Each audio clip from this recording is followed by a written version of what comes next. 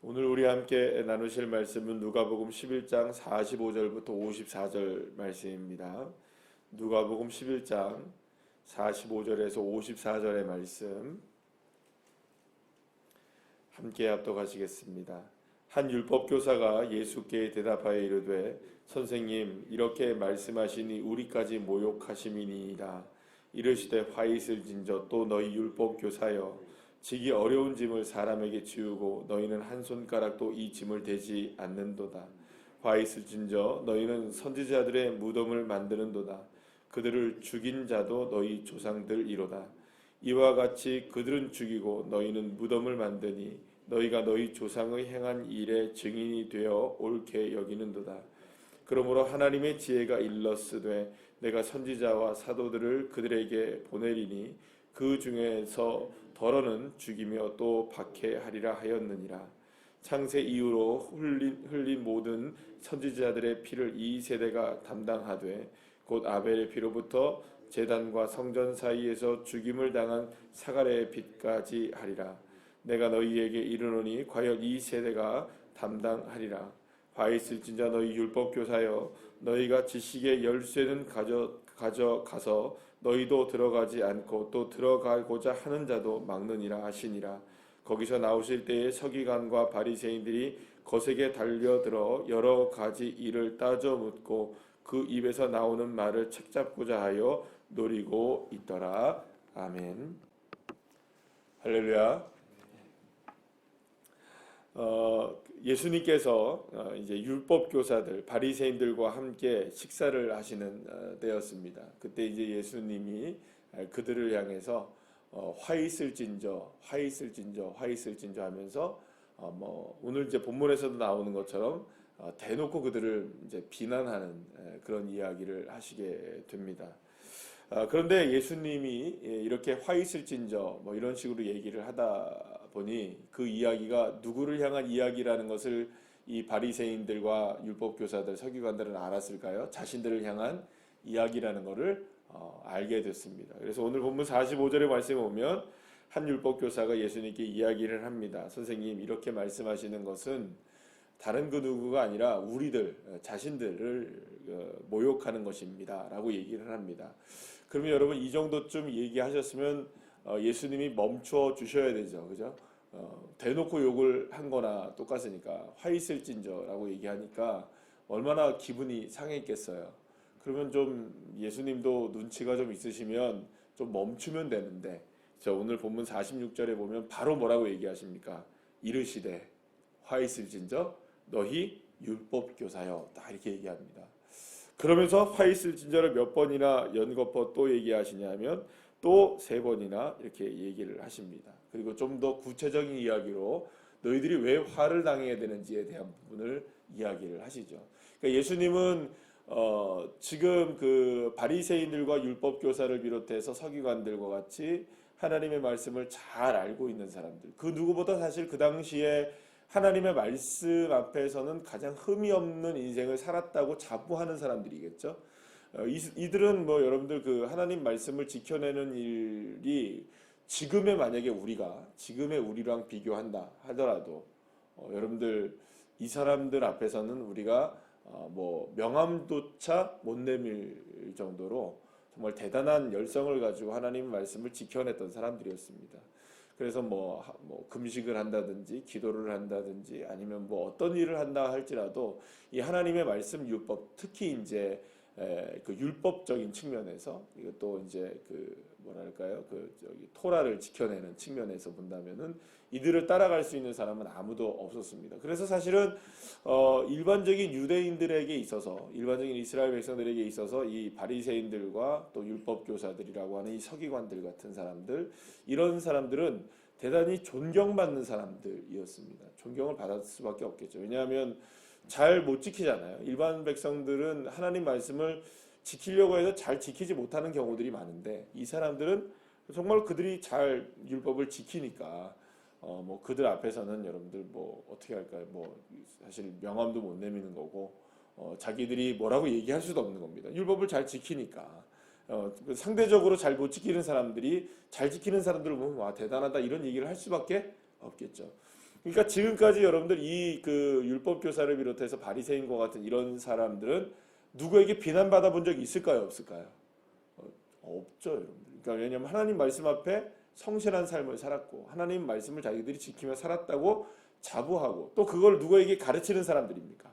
백성들에게 가르치잖아요. 너 이렇게 살아야 돼. 이렇게 얘기를 하는 사람들이에요. 그러니까 자신들이 살고 나서 그렇게 하라고 하니까 여러분들 꼼짝 못 하는 거잖아요. 뭐 거기에서는 뭐라고 할 말이 없을 거 아니에요. 그러니까는 누구에게나 이렇게 뭐랄까 존경을 받는 자리에 있었지 비난받는 자리에 있어 본 적이 없는 사람들입니다. 자, 그런데 예수님이 나타나셔서 갑자기 자기들을 향해 화 있을진저 화 있을진저 화 있을진저 얘기하니까 왜 우리를 모욕하느냐? 우리가 뭘 잘못했냐 도대체? 우리가 그런 이야기를 들을 만한 이야기가 뭐냐? 우리를 모욕합니다. 이렇게 하면서 이제 하는 거예요.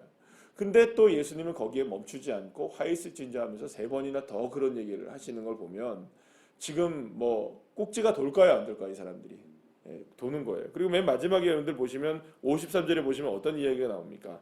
거기서 예수님이 나오려고 하셨을 때에 서기관과 바리새인들이 거세게 누구에게 달려듭니까?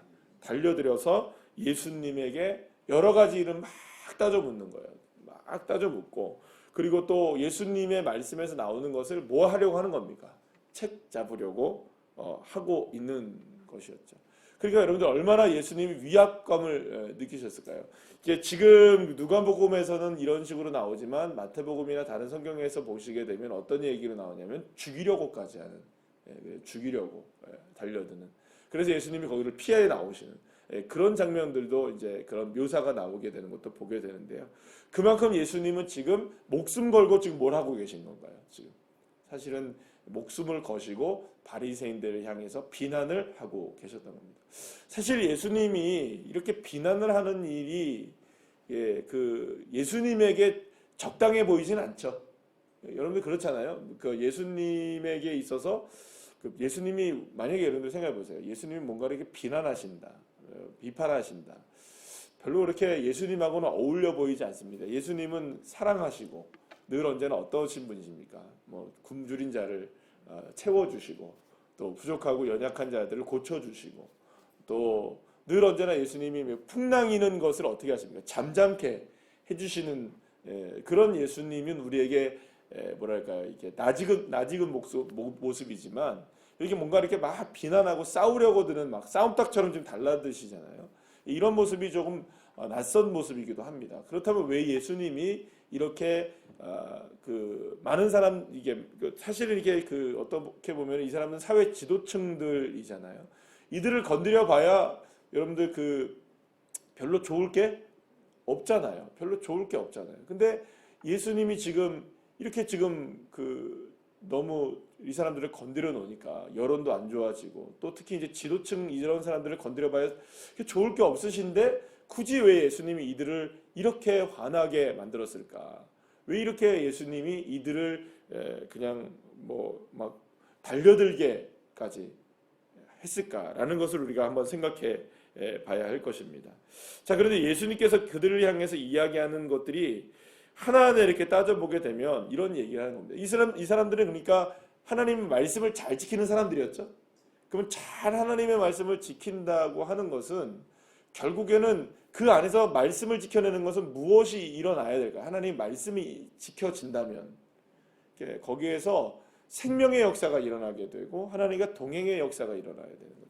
그러니까 우리가 여러분들 한번 잘 생각해 보시면 에덴 동산이라는 것을 한번 잘 생각해 보십시다. 그러니까 에덴 동산이라는 곳이 하나님과 함께 있었던 곳이죠. 하나님의 말씀과 함께 있었고 하나님의 말씀을 잘 지켰었죠. 그죠? 잘 지켰었습니다. 근데 그들은 하나님과 함께 있고 하나님의 말씀을 잘 지켰음에도 불구하고 결국엔 성공합니까? 실패합니까? 아담과 하와가 실패를 합니다. 왜 실패를 했을까요? 그러니까 하나님이 그곳에 안 계셨던 것이 아닙니다. 하나님의 말씀이 없었던 것도 아닙니다. 단지 그들은 하나님의 말씀을 지켜내지 못했던 이유 중에 하나는 자기가 원하는 것을 하려고 했었죠. 그러니까 무엇이었습니까? 선악과를 따먹는 행위였습니다. 그러니까 결국에는 이 하나님과 함께했던 이 에덴 동산이 파괴된 이유는 뭐냐면 하나님의 말씀을 온전하게 지키지 못했던 것이죠. 그러면 온전하게 지키지 못함으로 인하여서 일어난 결과는 뭐였을까요? 결과는 에덴에서 쫓겨나서 누구와 분리돼 버린 걸까요? 하나님과 분리된 인생을 살았던 것이죠. 그러니까 하나님과 함께하지 않았던 겁니다. 그러니까 인류가 그러니까 인간들이 가장 그 아픔을 겪게 된 원인과 모든 두려움의 원인은 뭐냐 하면 결국에는 하나님과 함께하지 못하기 때문에 일어난 일이었습니다. 그래서 실제적으로 하나님이 우리에게 다시금 모든 것을 회복시켜 주시기 위한 것은 다른 것이 아니라 우리와 함께 하시기를 원하시는 거겠죠. 그래서 우리에게서 있는 죄를 용서해 주실 수밖에 없는 것이고 죄의 문제를 해결하실 수밖에 없는 것이고 그래서 누가 오신 겁니까? 예수님이 이 땅에 오신 것입니다. 그러니까 넓은 측면에서 보자면 하나님이 우리에게 말씀하시고 우리와 말씀하시고 우리가 말씀을 지켜내야 하는 이유 중에 하나가 뭐냐면 결국에 누구와 함께하기를 원해야 되는 걸까요? 하나님과 함께하기를 원했던 거죠. 그러면 여러분 그런 측면에서 우리가 보게 된다면 바리새인들과 이 서기관들과 율법사들은 말씀은 지켰지만 누구와는 함께하지 않는 걸까요? 그렇죠. 이게 지금 가장 큰 문제입니다. 그러니까 하나님의 말씀을 지켜내는 것 같아 보이는데 거기 안에 뭐가 없는 걸까요? 하나님이 없고 온통 뭐만 있는 걸까요? 자기가 충만하게 있는 것이죠. 그러니까 분명히 액면가로 보면 하나님의 말씀을 지켜내는 것 같아 보이고 열심히 사는 것 같아 보이고 괜찮은 것 같아 보이는데 거기에 하나님과 동행의 삶은 없는 거예요. 그러니까 하나님의 동행이라는 건 뭘까요? 결국에는 나는 우리가 이제 조금만 더 깊게 들어가게 된다면 결국에 하나님과 동행하려면 뭐가 이루어져야 되는 걸까요? 나는 죽고 주님과 함께 사는 삶이 돼야 되는 건데 자기의 죽음이 없는 거죠. 늘 언제나 무엇이 드러나는 걸까요? 이 바리새인들과 서기관들에게서는 계속해서 무엇이 드러나는 걸까요?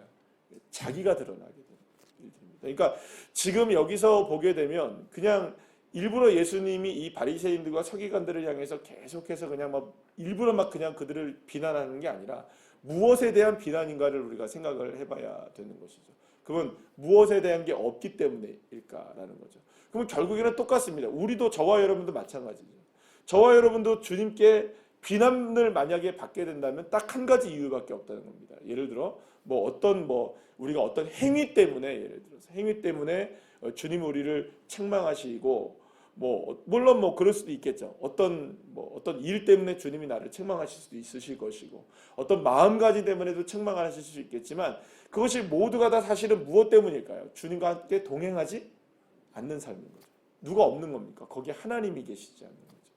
그러니까 말씀을 대로 산다고 얘기를 해도 우리가 봉사를 해도 헌신을 해도 또 우리가 무엇인가 기도를 하고 예를 들어서 우리가 어떤 전도를 하고 또 혹은 거기서 더 나가서 무엇을 어떤 신앙적인 열성을 갖는다 할지라도 거기에 정말로 누가 계셔야 되는 걸까요? 나는 죽고 주님이 계셔야 되는데 그게 없으면은 이게 책망의 대상이 될 수밖에 없다는 거죠. 왜냐하면 오늘도 본문의 말씀에 오시면 율법 교사가 뭐냐면 어려운 짐을 짊어지게 한다는 거예요. 여러분들 주님은 우리에게 하시는 일이 뭘까요? 예수님이 우리에게 하시려고 하시는 일은 우리의 짐을 덜어주시는 것이죠. 가볍게 해주시는 것이죠. 우리의 두려움을 사라지게 해주시는 것이죠. 그러면 그것이 무엇일까요? 주님이 함께 하심으로 인하여 일어나는 일입니다. 그러니까 내가 주님 앞에 나아간다는 것은 주님이 나와 함께 하심으로 나의 모든 것들을 다 주님께 맡겨버리는 것이죠. 그래서 내가 주님과 하나가 되는 삶을 살아가는 것인데 이 율법 교사들과 이 바리새인들이 하는 일이 뭐냐?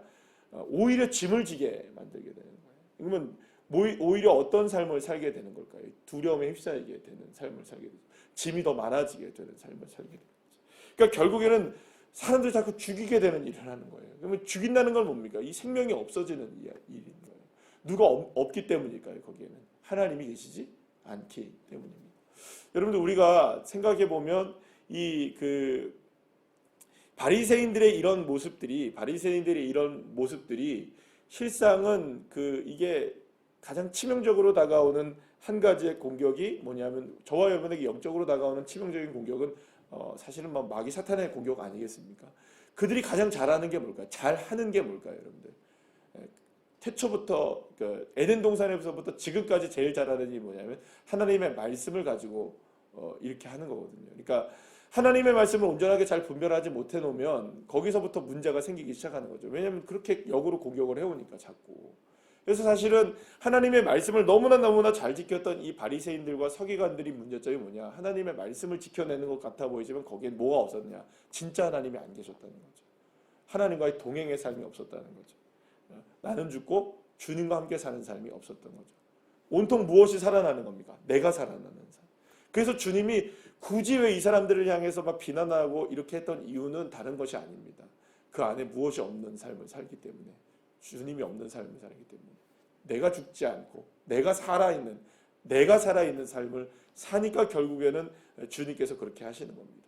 그러면 똑같겠죠. 저와 여러분도 마찬가지입니다. 예수님을 믿고 우리가 오늘 이 새벽에 나와서 예배를 드리고 또 주님을 온전히 신뢰하며 살아가는 믿음을 갖고 있고, 그리고 우리가 이렇게 함께 하루를 주님과 함께 동행하며 살기를 소망하면서 우리가 살고는 있지만 그 안에 누가 죽어야 되는 걸까요? 결국에는 나는 죽어야 되는데 여전히 내 생각이 살아있고 내 자아가 살아있다면 주님은 오늘 이 시간에 우리를 똑같이 뭐라고 볼까요? 저를, 여러분들을.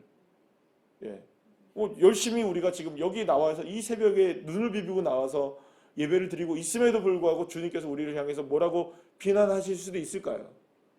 여러분들, 화 있을진저. 누구를 향한 얘기일까요? 내 얘기는 아니죠. 그럴까요, 과연? 그러니까 이 이야기는 누구의 얘기가 아닌 겁니다. 그리고 또 저는 여러분들을 향해서, 우리 모두를 향해서 당신이 바로 여러분들이 바로 화 있을 사람입니다라고 얘기하는 것도 아닙니다. 중요한 건 뭐냐면 이렇게 이 대상이 될 수 있는 사람들은 다른 사람들이 아니라는 거죠. 바로 나를 향한 이야기일 수 있다는 겁니다. 내가 누군가를 비난하기 위해서 얘기하는 것도 아니고 누군가가 여러분들 비난받아야 하기 때문에 이야기하는 것이 아니라 스스로를 돌아봐야 되는 거겠죠. 혹시 정말로 나는 죽고 주님이 사셔야 되는데 여전히 내가 하나님 앞에 살아가면서도 내가 살고 있는 건 아닌가? 그래서 여러분들 그 신앙과 종교의 차이점을 늘 이제 말씀을 드리고 또 믿음과 미신의 차이점을 제가 말씀을 늘 드리는 거지만 이게 신앙과 미신의 차이점이 출발점은 다 비슷해 보여요. 보이는데 종착점이 다 다릅니다. 왜 다르냐? 그러니까 신앙은 출발점이 나로부터 시작될 수 있어요. 그러나 결국에 궁극적으로 어디로 가야 됩니까? 주님으로, 하나님으로 가야 되고 예수님께 초점이 맞춰져야 되는데 이 신앙의 그런 겁니다. 신앙은 그거지만 미신의 차이, 미신은 그리고 또 일반적인 종교는 다 어디로 갈까요, 여러분들? 다 나로 향해집니다. 그럼 결국에는 만약에 정말로 우리가 아주 세밀하게 우리의 삶을 이렇게 쫙 펼쳐봐서 아주 그냥 현미경 보듯이 만약에 쫙 펼쳐봐서 하나하나를 따져 묻는다면 나의 기도의 종착점이 이 문제를 향한 혹은 어떤 모습을 향해서 내가 기도를 한다거나 뭘 한다거나 예를 들어서 헌신을 한다거나 뭘 한다고 했을 때 그 종착점이 과연 어디 있느냐를 딱 보게 되면 이게 신앙인지 미신인지가 딱 나오게 돼요. 그러니까 실제적으로 우리의 삶에서 만약에 정말 나는 믿음이라고 생각했는데 신앙이라고 생각했는데 자세히 살펴보니 이거는 실상은 뭐였을까요? 이게 종교적인 행위였던 일이 있다면 주님이 우리를 향해서 지금 뭐라고 얘기하실까요? 화 있을진저. 얘기하실 수밖에 없는 거죠. 거기에는 주님이 안 계신 거죠. 온통 누가 있는 겁니까? 내가 있는 거죠. 그렇게 되면 여러분들 우리는 이 이야기에서 예외가 될 수 없는 삶을 사는 겁니다. 이거는 목사도 마찬가지고요. 이 땅에 살아가는 누구도 다 마찬가지. 그래서 오늘 예수님이 그런 얘기를 하시잖아요. 이 세대가 이걸 짊어지게 될 것이다. 선지자를 죽여 이런 여러 많은 얘기들을 하시는데 이 모든 얘기들의 맥락이 바로 이런 이야기들인 것입니다. 그래서 사실은 이 문제는 사실 굉장히 우리를 힘들게 만들고 어렵게 만드는 문제 중에 하나입니다. 주님께서 굳이 일부러 이 사람들을 향해 막 비난하고 이렇게 비판하신 이유 중에 하나는 딱 한 가지입니다. 그러면 만약에 정말로 이 사람들이 나는 죽고 주님으로 사는 인생을 살고 정말 주님과 함께 동행하는 인생을 살았다면 어떤 모습을 보여야 됐을까요? 53절에서 화 있을진저 막 이런 얘기를 들었다면 정말로 이 사람들이 나는 죽고 정말로 주님의 은혜로 사는 사람이었다라면 어떤 모습을 해야 됐을까요? 가슴을 치며 옷을 찢고 회개하는 자리로 나왔어요. 그렇죠? 그렇죠? 그런데 어떤 모습으로 보여집니까? 달려들죠. 이게 이제 문제인 겁니다. 그러니까 진짜로 이 사람들이 화 있을진저라는 것을 증명해낸 거죠.